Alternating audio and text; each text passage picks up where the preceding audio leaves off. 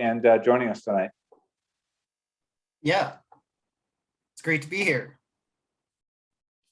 So we're kind of gathered at a unique time, in history, aren't we? That the Blackfeet have, reintroduced some of the original bison, kind of set the stage for us, if you will, about where we are today in this work. Well, most of, in particular, my work is actually just building a lot of the context of building the history of, the last 13,000 years of bison in the park until 1884, as you mentioned. Right, and it's interesting because that the DNA samples and things that you've been collecting, become relevant only because we have this opportunity to be able to move forward with the CNI initiative. But to do that, we also have to look back, right? And so that's where your work as an archaeologist is so critical. Talk to me a little bit, when you first came here and you made the discoveries, you're on the Belly River and you're seeing these things sticking out of the side of the side of the soil. What was that time like for you as a researcher?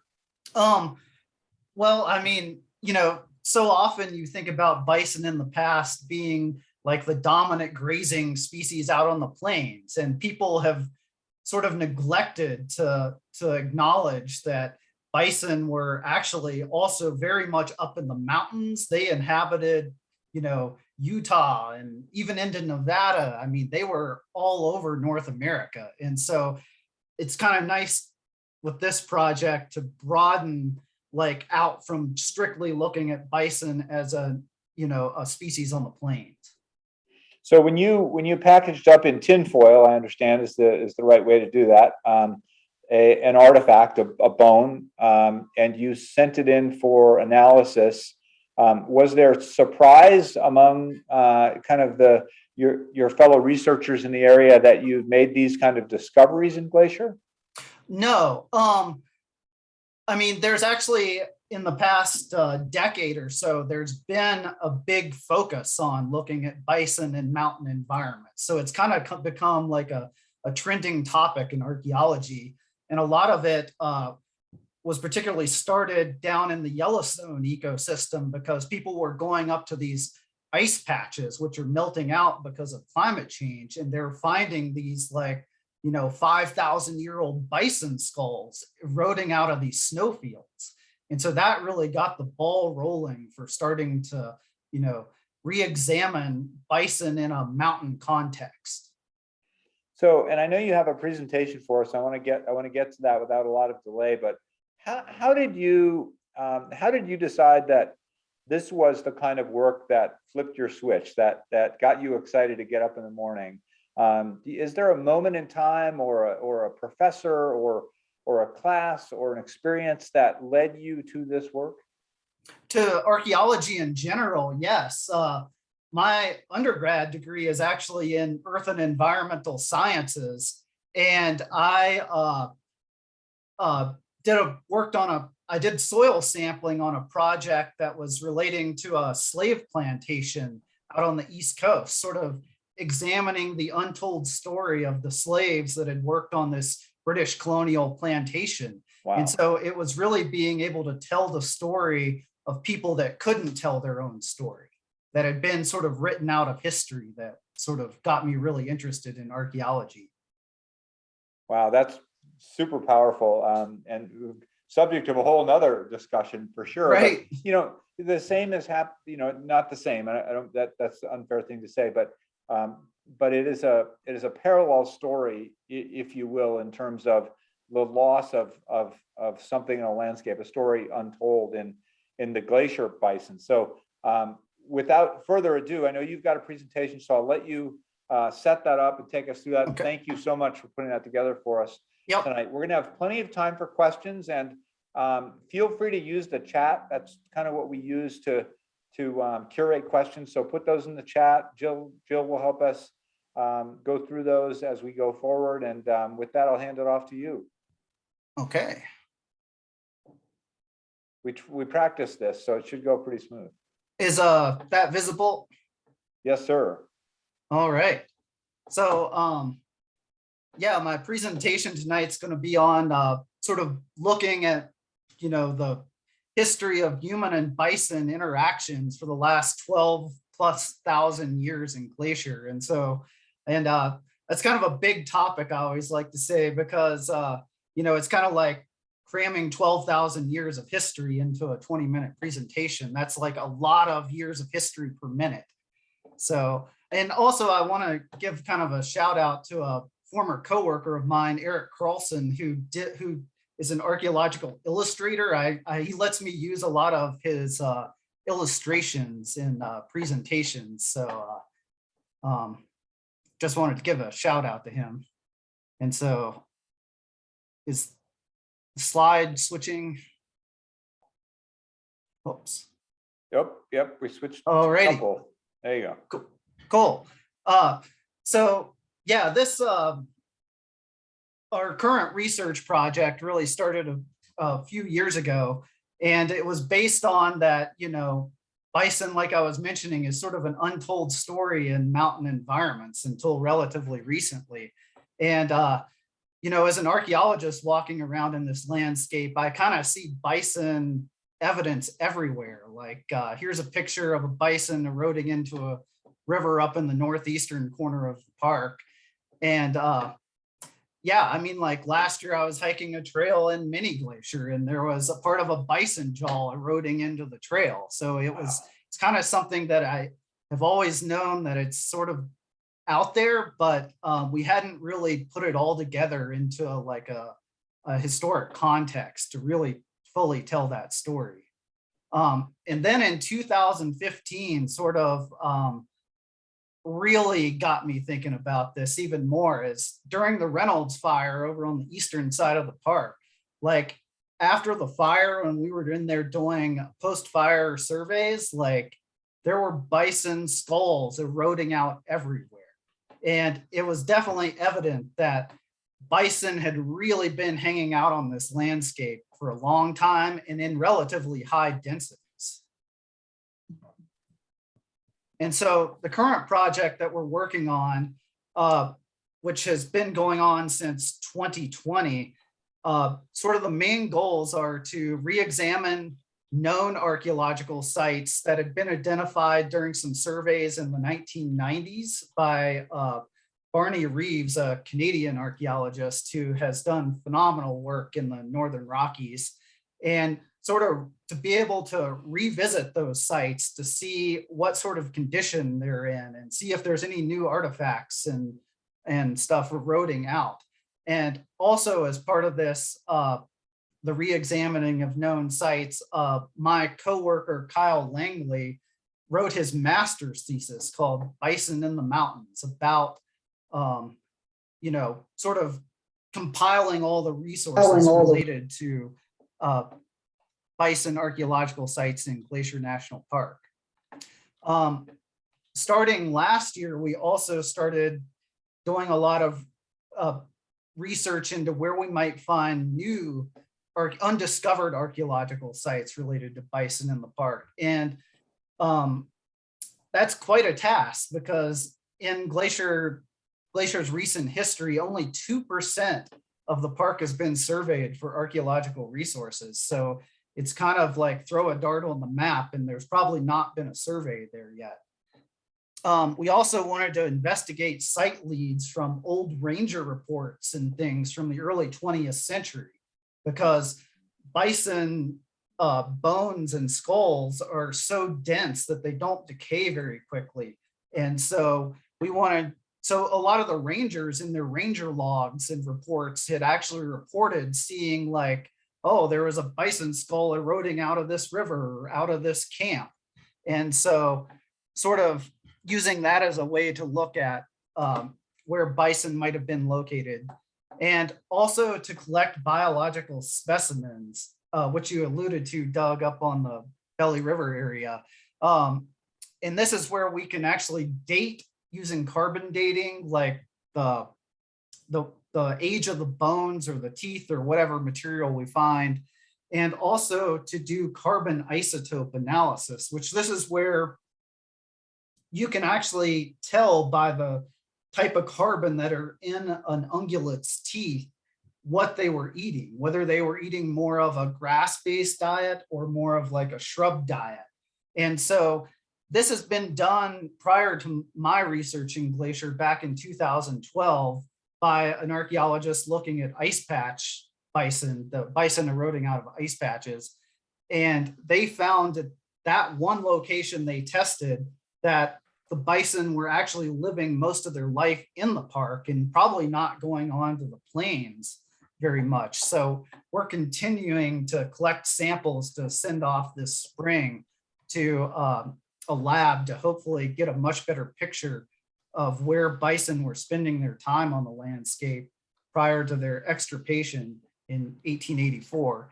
And then all of this is going to be put together and used to inform biologists, both plant biologists and ungulate biologists, about where bison might hang out should they inevitably be reintroduced in Glacier. But to talk about the history of bison interactions with people, you really have to first go back and talk about some bison history. And so bison, Bison priscus right here it's a Eurasian bison that migrated into North America during the Illinois glaciation, roughly 190,000 years ago. And then after that, of course, once it was adapting to its new environment, it eventually evolved into this bighorn bison, Bison latifrons. And Bison latifrons actually, though, due to continuing change of the climate during the ice age, eventually evolved into Bison antiquus over here. And Bison antiquus was actually the dominant species here when humans came into North America. So there's an example, though, since Bison antiquus were, in the relatively recent past, here's an example of what it looks like with next to a modern day bison. So you can see it's significantly bigger. And the Bison latifrons that the Bison antiquus evolved from was even way bigger than Bison antiquus. Weighed almost 3,000 pounds for like a bull. And of course, once bison got established after the ice age, this is really a map of like where bison lived when Europeans arrived on the continent. And you can see that they were all over the interior of the continent, not just out on the plains as we usually imagine them sort of in the popular culture. Now a little bit about the peopling of North America. During the Wisconsin Ice Age, 20,000 years ago, people from the Eurasian continent started migrating down the coast into what is now North America and started populating the landscape.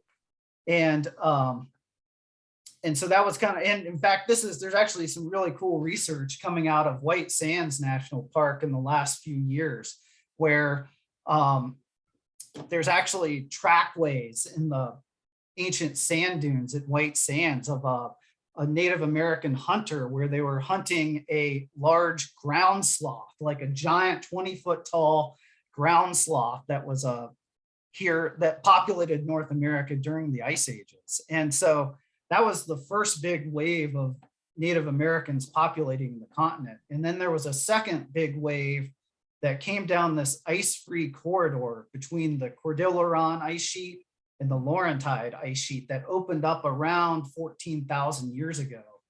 And part of why Glacier is kind of really on the map, so to speak, as far as being a really interesting archaeological place in North America, is that you'll notice that we're right near where the end of that ice-free corridor sort of spit people out. That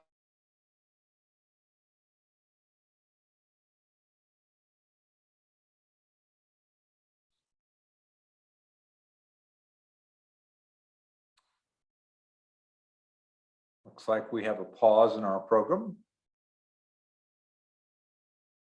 This happens occasionally.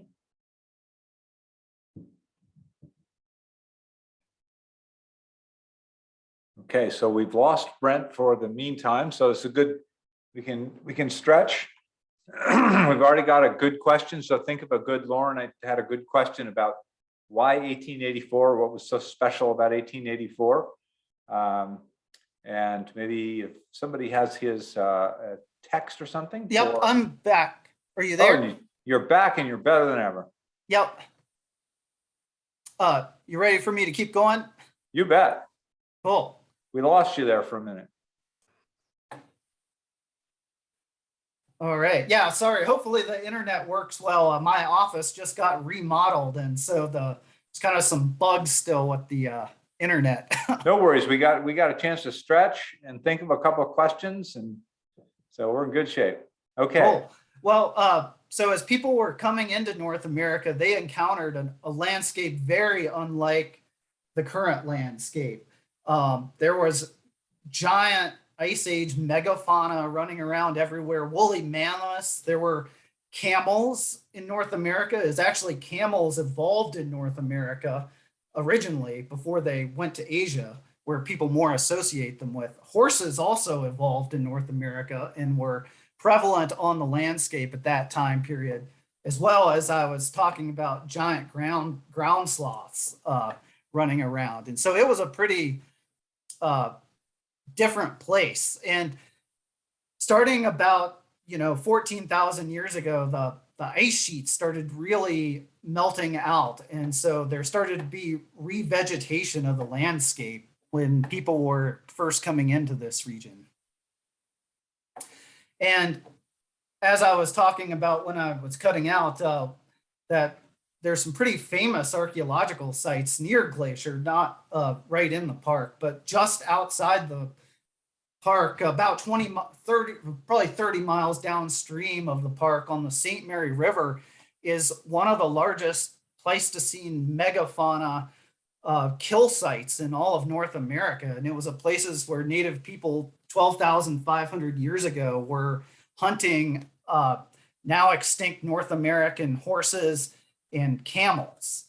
And then interestingly, also preserved at this site are mammoth trackways, where there's all these archaeological artifacts related to the butchering of the camels. And then at some point in time, the mammoth actually walked through this site, and then it all got buried and preserved until a reservoir was built on the St. Mary River. And sort of to give you a little background on a general timeline of pre-Columbian history in North America. As I was talking about, people first came into this landscape around 13,000 years ago, hunting these megafauna species. And at that point in time, people were mostly using like thrusting spears, and that's sort of their weapons with stone tools on the end. And so the idea would be is that you would kind of ambush an animal down in a wetland or a terrain trap or something like that. And then as the Pleistocene megafauna goes extinct around 9,000 years ago or so, people start becoming much more mobile hunters, where they're starting to target other species like elk and whatnot, using this atlatl dart hunting system, which is like the right above the bison in the picture. And so as people become more mobile, as game is sort of traveling more across the landscape as the ice is all melted out, people also domesticate dogs around 8,000 years ago. And then, and at this time, the climate's actually as warm, if not a little warmer than it is today. And then everything changes around 6,600 years ago.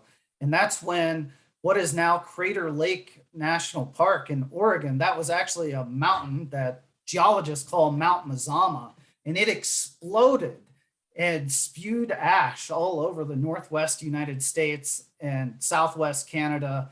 And especially though here in the Northern Rockies, it got like a huge dump of ash. And it was so big of a dump of ash that probably a lot of vegetation, trees and forbs and root species and whatnot actually were temporarily died off. And it actually forced people to migrate out of this landscape for a while.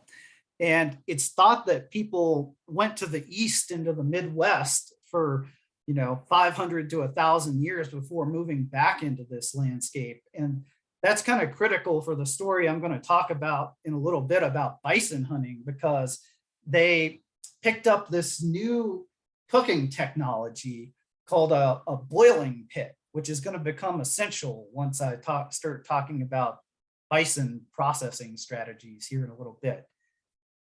And after that time period, though, bison also seemed to come back really strong on this landscape, and they came back as the modern bison, the bison, which is also sort of essential to the latter part of our story.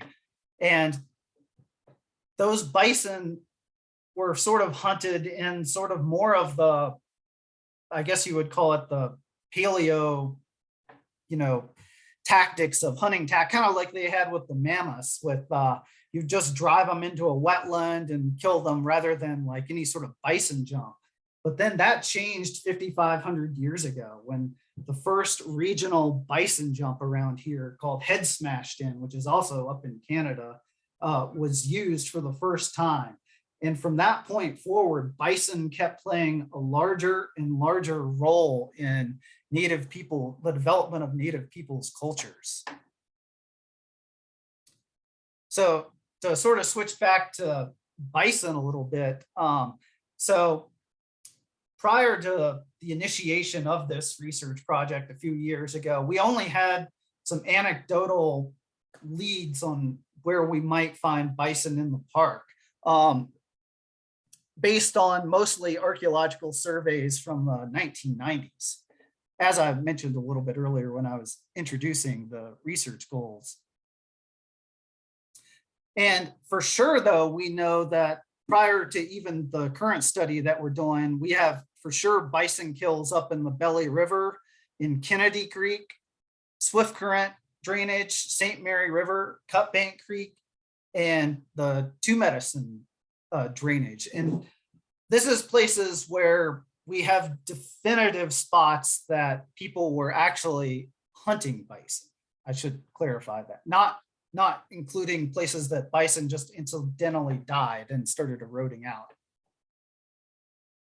And but to sort of give you an example of like a bison hunting landscape in Glacier, St. Mary Valley is actually a really good example of how this pattern is exhibited. So the green dots in the middle are places where we found bison not actually associated with like a Native American hunting site, a place where there's definitely a concentration in the middle of the valley where we found bison specimens after the Reynolds Creek fire. But then there's also some outliers up at the head of Rose Creek that are up in the Alpine, where bison had died and were eroding out of ice patches. And so had certainly shown that bison would inhabit the Alpine. The red dots are places where we for sure know that people were processing, and by processing, I mean like butchering and cooking bison after they'd been killed. And then the purple dots are places where we know that bison tools made of bison were found. So you were thinking like, like you would use a bison bone and make an awl out of it for punching holes in leather to sew it together, etc. So here's an example of the bison that had eroded out of an ice patch above Otokomi Lake that was identified in 2012. And it was mostly, like I talked about earlier, was eating a carbon-3 diet, indicating that it was mostly eating shrubs and sort of like maybe even like aspen tree type vegetation. And this is really interesting because, as I also mentioned earlier, most bison were assumed to live out on the plains. And this tells us that they were spending most of their life cycle actually in the mountains and even clear up into the alpine. And we've continued research with this project into the alpine, where we've identified additional areas where bison are roading out of snowfields. The one that's pictured is actually up at around 8,000 feet. So what were bison doing up here in the alpine is kind of a mystery. And is it reflective of, is it from a time period when vegetation was higher up on the mountains? Or did people drive them up there to potentially hunt them? And so we've been collecting teeth to do additional carbon isotope analysis of these bison that are roading out of these snowfields. So I want to switch now and talk a little bit about the various bison hunting strategies that have been used inside the park and a little bit outside the park the last few thousand years. So what do you need for a bison hunt if you're an indigenous person walking around on this landscape 5,000 years ago? Well, you have to have an amazing knowledge of the landscape, because you have to know where you can get the stone tools, or the stone for making stone tools, because of course, metallurgy hadn't been invented yet in North America. So you would incorporate these, stone tool locations into your either your trade networks or the seasonal round of your particular group. You would, through trial and error, have spent thousands of years figuring out what woods work best for manufacturing darts, or at a later point, arrows for bow and arrows. You'd have to have a knowledge of even the different types of stone on the landscape. Like the green argillite that's found throughout the park is really good for making big chopping tools, like you could crush bison bone with. But it's horrible for making a projectile point that would go on a dart or a spear or an arrow. And so you would have to know where to search out that more higher grained material for making those projectile points. You also have to know, or what would become important in the story of bison is the knowledge of the surrounding groups that you could trade with, because eventually people were hunting bison on a scale that they were actually, it was almost like an industrial scale where people were trading bison goods clear down to the Central Rockies in trade for really good obsidian that was coming up from Utah to make stone tools with. And most importantly, you would need to know bison behavior. And of course, if you are a indigenous person living on this landscape you're making your entire living off of hunting and gathering, you're going to know bison behavior intimately. And so I talked a little bit about and I should also mention that, I sometimes use the term hunter-gatherer. And of course, I don't mean to imply that that's all people did on the landscape. Of course, people would do anything that any society do, on the landscape, but I use the term hunter-gatherer just because it's the material left by those people is all associated with that, because it's the stone tools, it's the stone roasting pits and things like that. But I also don't mean to, use that term to just imply that that's all people were doing on the landscape. It would be kind of like calling our society the Costco shoppers or whatever, because that's where we procure our food. And obviously we have a lot more going on in our society than just procuring food at Costco. But anyway, so people were acquiring these really fine-grained stones for making projectiles out of. And interestingly, once bison hunting really hits its peak in the glacier region in the last 2,000 years, we find obsidians being traded from as far away as Black Rock, Utah, which is down west central Utah, and we find it coming from as far north as like the Banff region up in Alberta. So people were definitely trading all over the place for these really high quality stones.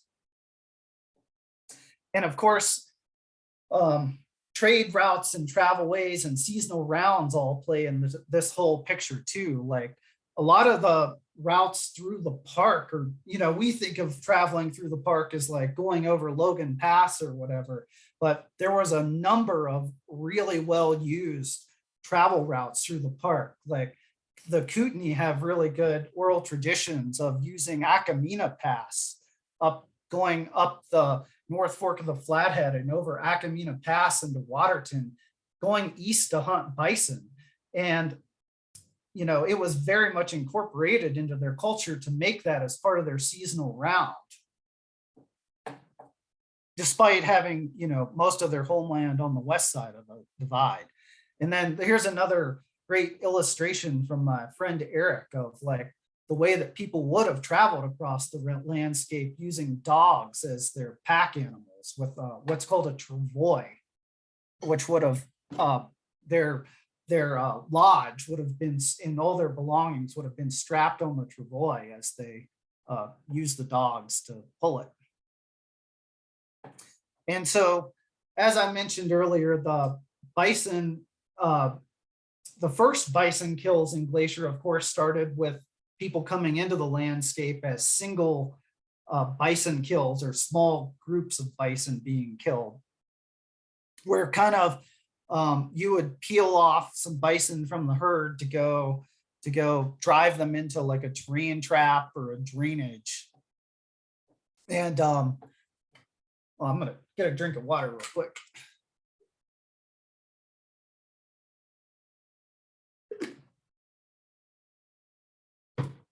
And you would have had to have known a lot about bison behavior, as I mentioned, to hunt bison. So bison, and I should mention, go back and sort of explain a little bit about that. I guess you could start in the fall, late summer, early fall. Of course, bison tend to congregate in these large herds that would have included the cow-calf herds, like the groups of females with the yearling cow or the calves of the year. It would have also included the bulls, the males, and the males would at this time go into the rut to try to find their female mates to, you know, to reproduce with. And so after the rut was over, though, the bulls would separate into these small herds, like these, you know, maybe 5 to 10 animals, sometimes just 2 or 3. I mean, you can go to Yellowstone National Park right now and sort of see this whole process happening. And the cows and the calves, though, would stay in these larger herds throughout the winter.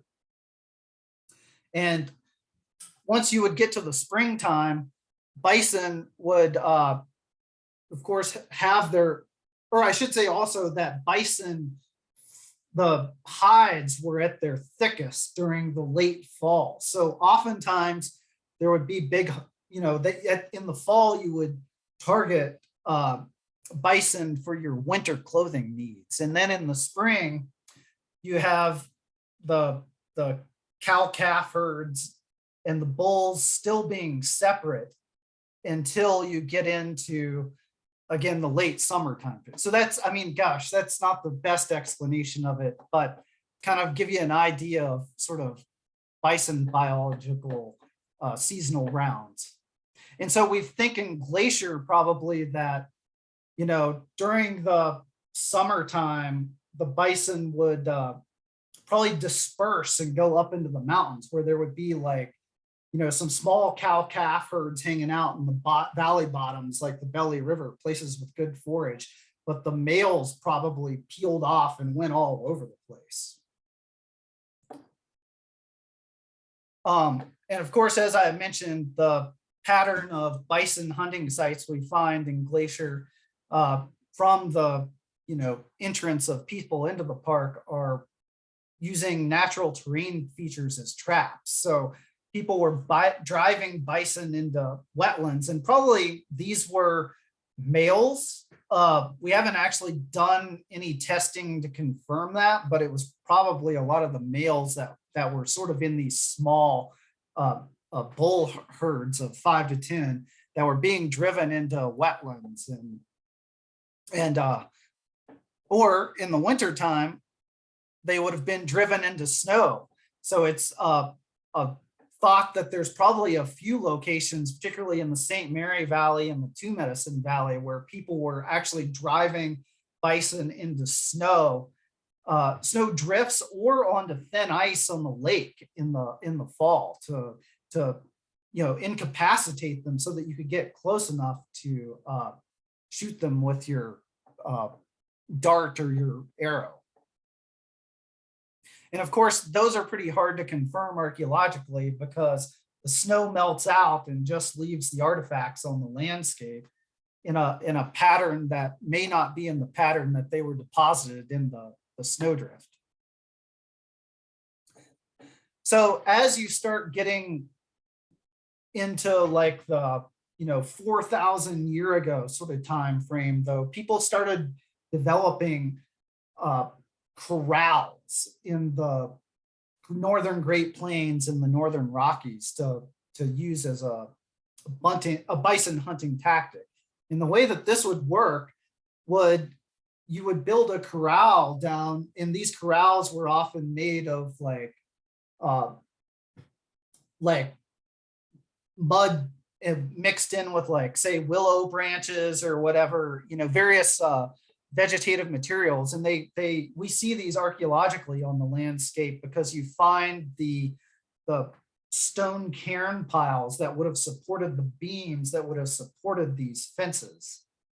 And so, but it worked just like sort of a bison cliff jump drive, where people would have to figure out how to move the bison on the landscape into these drive lanes to get them into the corral, where then you could basically shoot them at close range.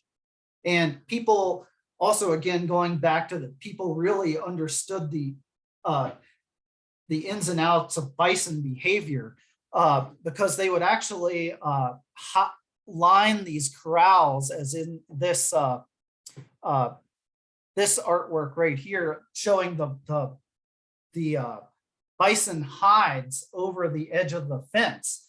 And so bison, being herd animals, they have their eyes on the sides of their head, and they're very comfortable when they are next to other bison. So by putting the hides of previously killed bison on these fences, it made them feel really comfortable. In fact, you see this today in Yellowstone, where they trap bison that come out of the park.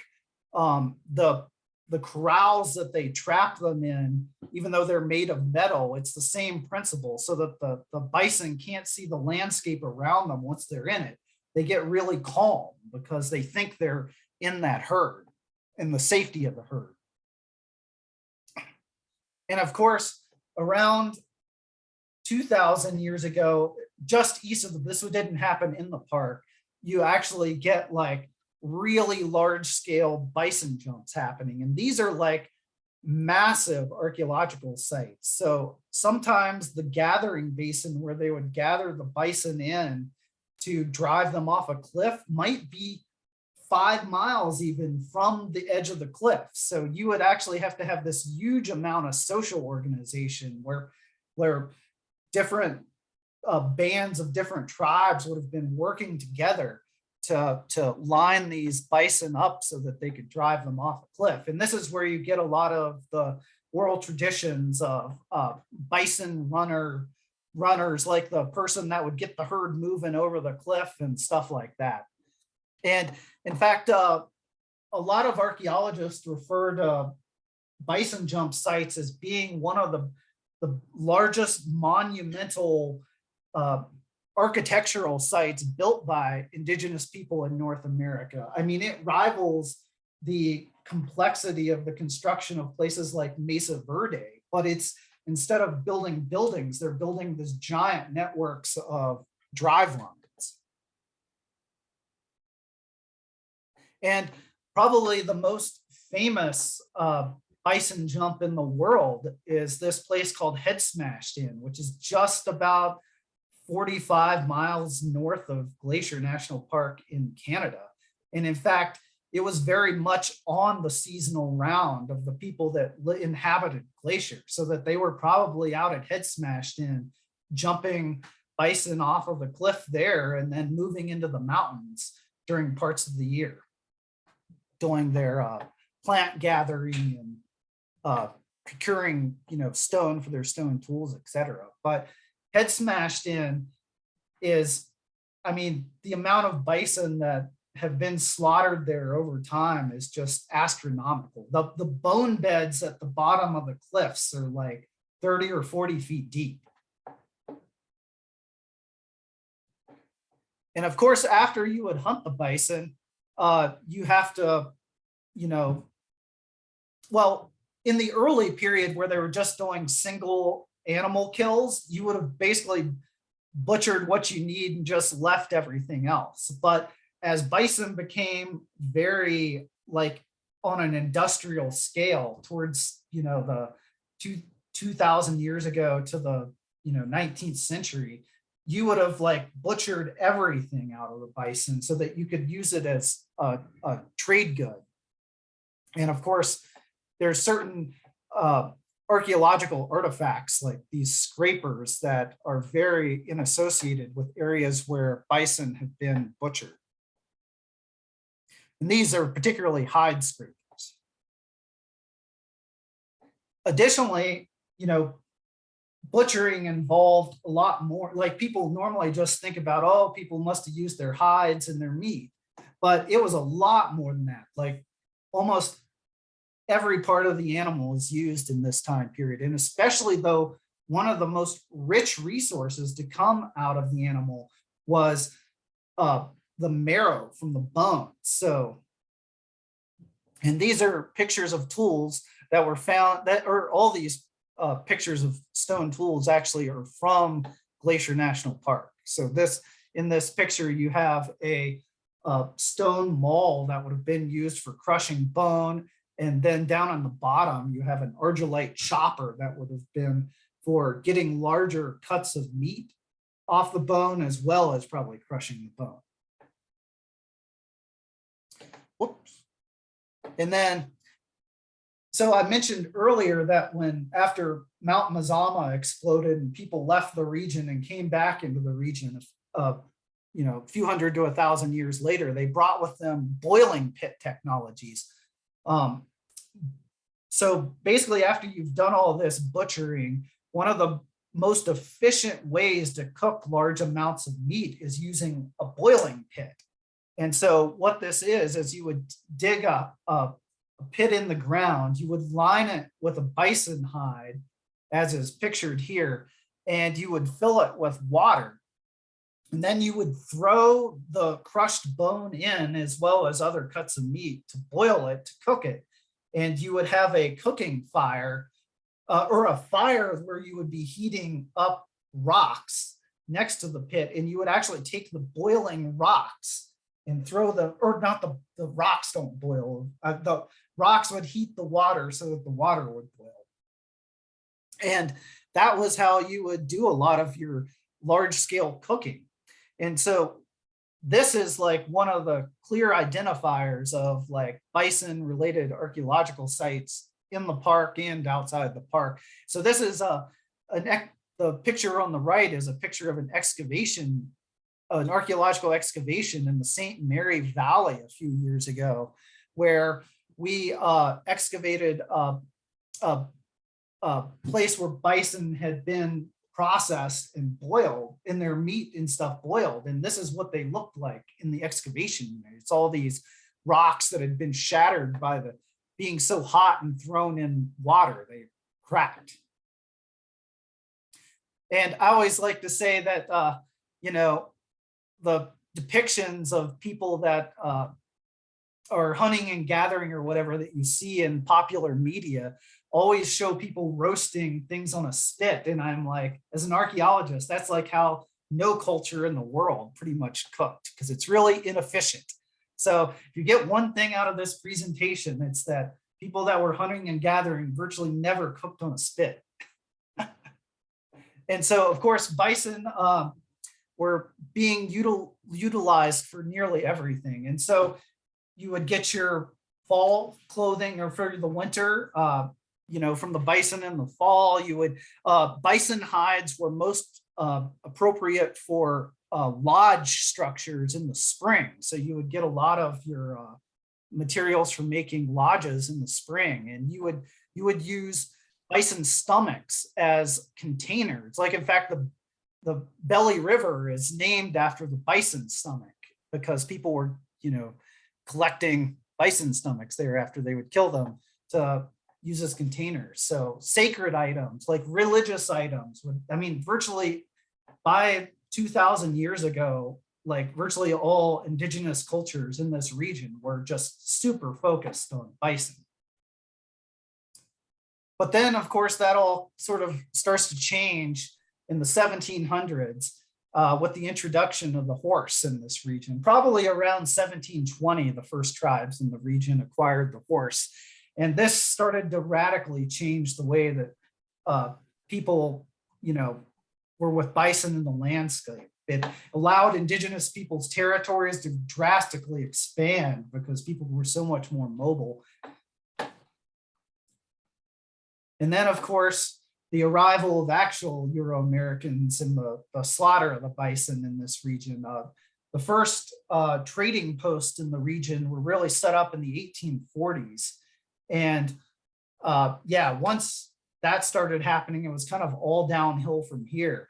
And particularly once you get into the 1860s, the US military very much realized that if they cut indigenous people off from their food source, they would be much more likely to sign unfavorable treaties with the government. And so bison slaughter virtually becomes on an industrial scale.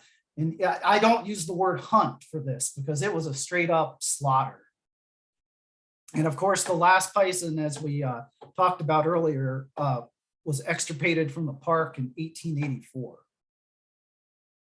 And so that's mostly 12,000 years of history in 20 or 30 minutes. But just a little update about where we're at in our project. This is going to be the third summer of field work for the bison project that we're working on. And we are shipping off a big box of samples to a lab later this spring, of course, with support from the National Park Foundation and the Glacier Conservancy, are both providing money for that. And also want to mention that my coworker's thesis is available now online. He defended that relatively recently, and you can look it up on the University of Montana website if you want to read more about bison in the mountains. And for the future, this year, we're going to be compiling a lot of our data after we finish this field season and coming up with hopefully a large publication with lots of interesting stuff for people. And we're going to be comparing, they did a big field project after the Kenau fire up in Waterton Lakes National Park in 2017, and they found large bison drives even up in the mountains. So we're hoping that at some point we'll find that in the next year in Glacier, if it exists. Yeah. Wow, that's amazing. What I'm so impressed with the work that you're doing and the depth of the many things I didn't know, and I really appreciate your doing that. We do have some time for questions. One of the questions that launched earlier, and I'll hand it over to Jill, but is there something special about 1884? Was there an act that took place to take that last bison out, or is that just happened to be the date? Well, the bison extirpation from the northern plains really started happening at a much quicker pace in the 1860s, just right after the Civil War. And that's kind of just when they got the last one, pretty much. I mean, there was no particular like legislation or treaty or anything like that that happened to be on that date. That was just it. Wow. Well, Joe, I'll hand it off to you. I know we've got a couple of questions. People can feel comfortable also to just throw questions in the chat, or if you want to raise your hand, that's fine too. Sometimes it takes us a while to find you because there are so many people. But if you want to do that as well, we can do it. Yeah, Carl and Candy had a great question.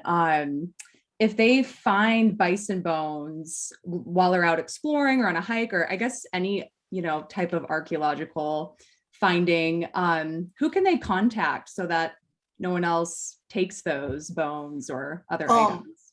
Well, the best place to contact is my office.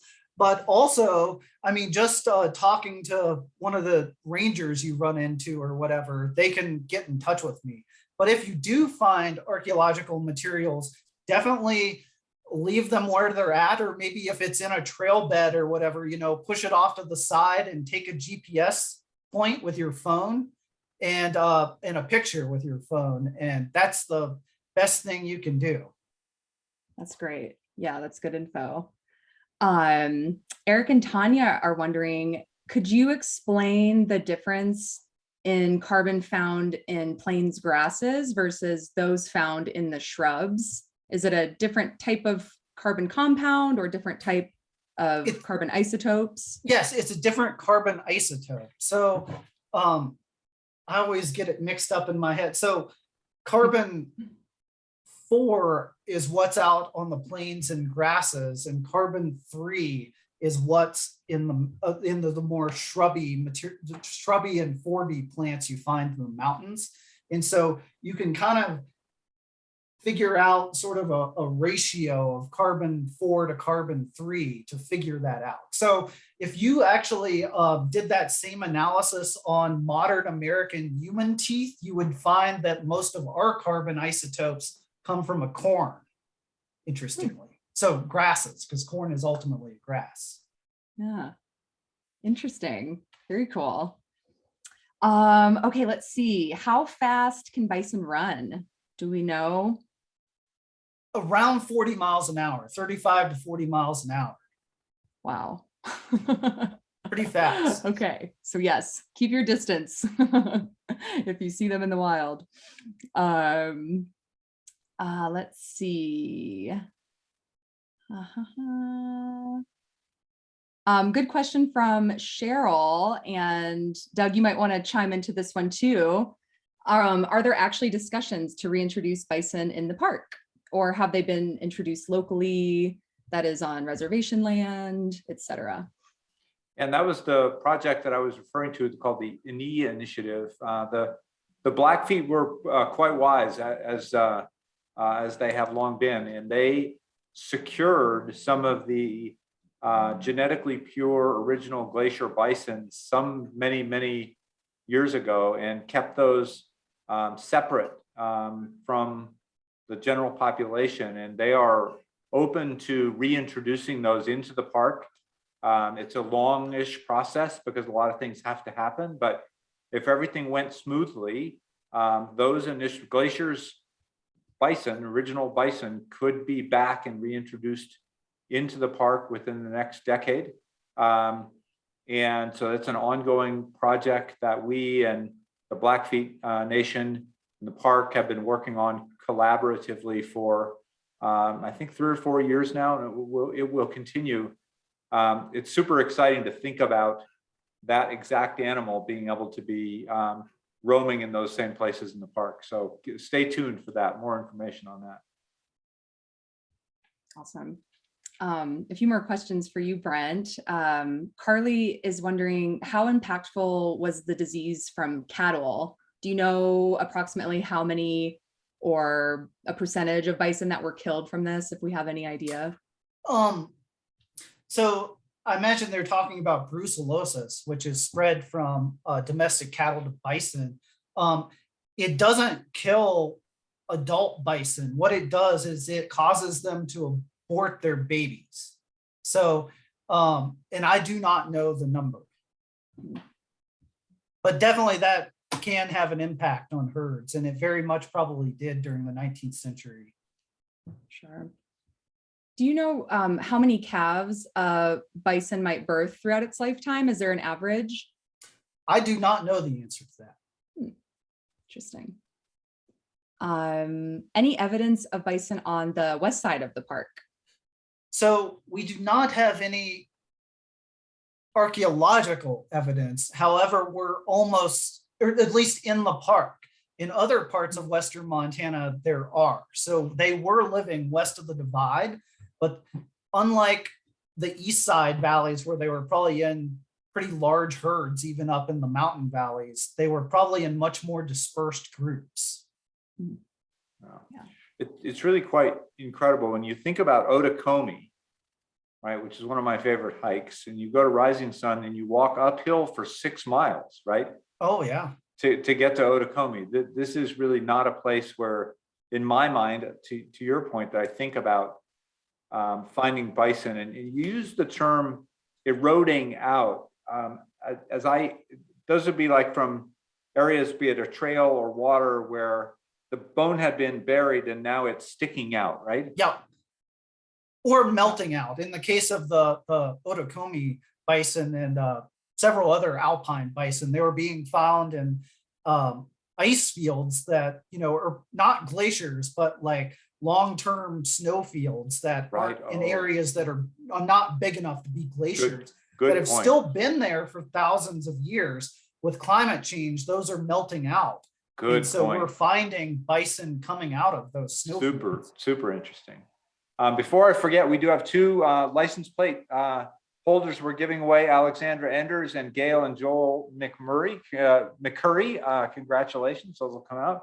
I think we'll spend a couple of extra minutes since it took a while to get organized, and if there are any other questions, Jill, that you've seen in the chat. We had one more that popped up. Are the bison in the park from the Ted Turner herds?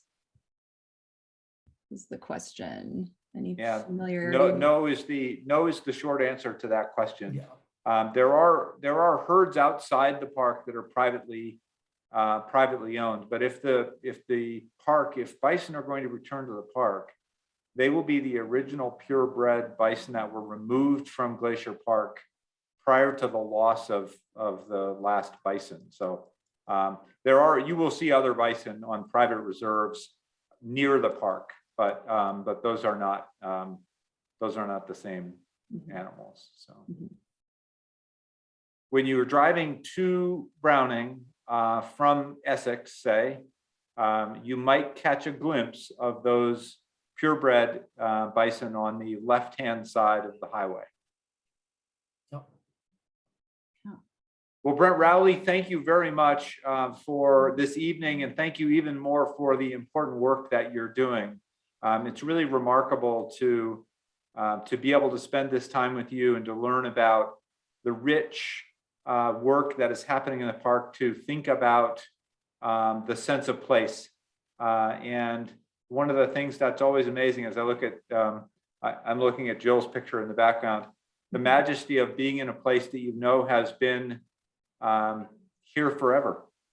And that our job at the Conservancy, with your generous help, is to make sure that future generations can experience the same way that we do. And Brent, your work helps make sure that happens. And thank you for that. And I saw Sierra Mandelko was on tonight. Sierra, same to you, and Debbie Smith and many others. So thank you all for being with us again tonight. We got book club next month with a great book coming up, and we'll look forward to seeing you all soon. And thanks so much for your support. All right.